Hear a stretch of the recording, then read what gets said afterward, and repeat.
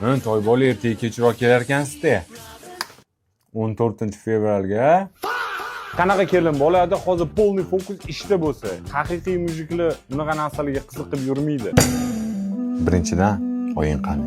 Ikkinchidan, meni gapimni yaxshilab eshit. Sen aytayotgan mujiklarni odatda boshqa mujiklar bo'ladi. Tak, o'rtoqlar, ertaga 14-fevral ishxonaga kelish shart emas.